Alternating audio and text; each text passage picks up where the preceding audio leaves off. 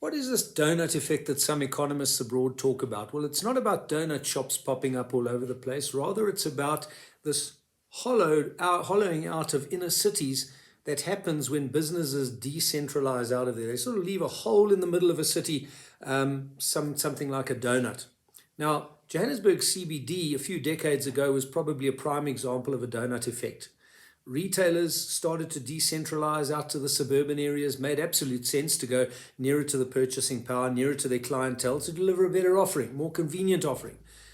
Office-bound companies were looking at the CBD, I think in many cases, saying it's congested, it's crowded, infrastructure's under pressure, it's polluted, and lack of parking space and all those issues. And there were these decentralized nodes popping up, modern, spacious, lacking congestion, and many found that appealing, and there was this migration of a certain portion of business out of the CBD to leave this proverbial donut hole. The decentralized nodes at the time were less congested and often nearer to the places of residence of the employees and the management alike. So it made a lot of sense there too. But now, a few decades later, the likes of Sandton and Sunninghill and Rivonia had become highly congested, like CBDs themselves.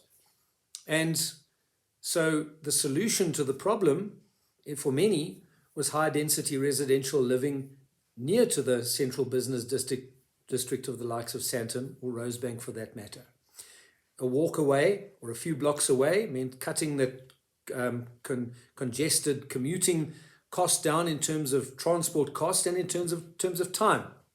So this fueled a portion of the demand for high density upmarket or higher end living in the Sandton area. Right now, though, we have this stagnant economy. What this has meant is that in recent years, as companies move to newly built office buildings, old ones are not necessarily occupied all the time because there's not a lot of new economic activity emerging to fill what has been displaced. So the likes of Sandton and Rivonia especially have been left with very high office vacancy rates. COVID-19 hasn't helped. Office vacancy rates have accelerated in many instances.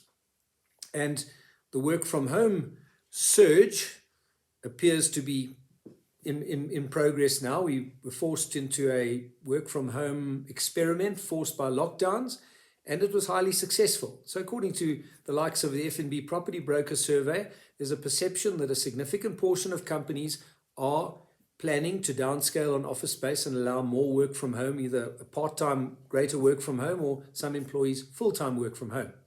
So the office market is under pressure. It's got a problem.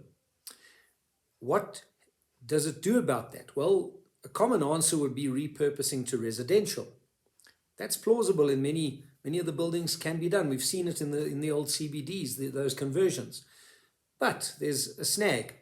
If you look at TPN's data, rental vacancy surveys for residential, the Sandton node at the fourth quarter of last year was 22% vacancy rate, estimated at. That's a very high vacancy rate.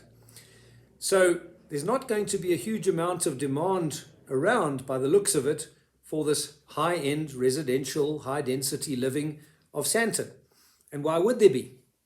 The recession, with its services sector job loss, and the surge, the increase in work from home, suggests that the congestion in and out of Sandton may not be as severe in the coming years. So is there that same appeal to live in a high-density residential property in Sandton?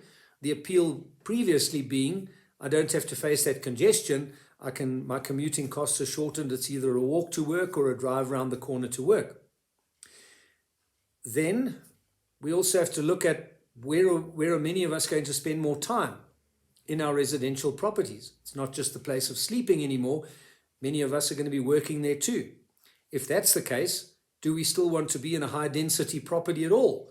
Or would we rather be in a more spacious property out in the suburbs? And I think the latter, the answer is that the latter is more desirable for a portion of those high density residents.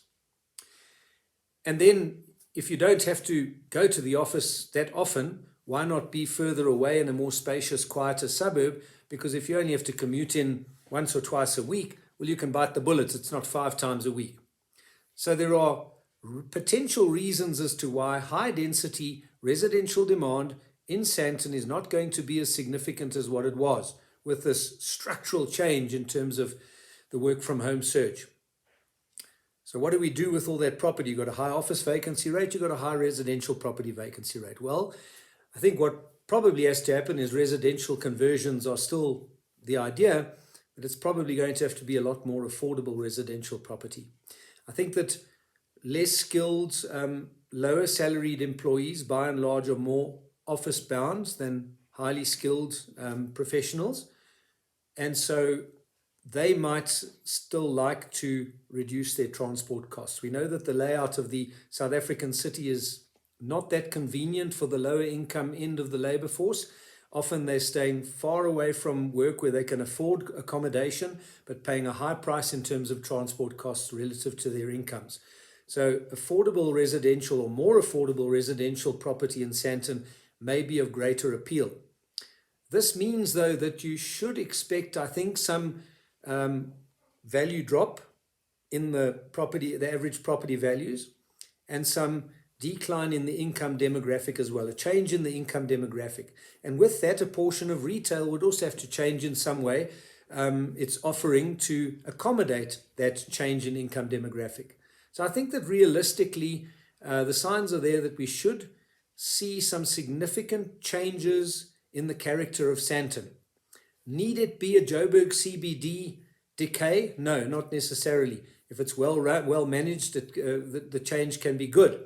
And there can be positive spin-offs in terms of improving the transport cost situation for a sizable part of the lower end of the office-bound, at least, labor force.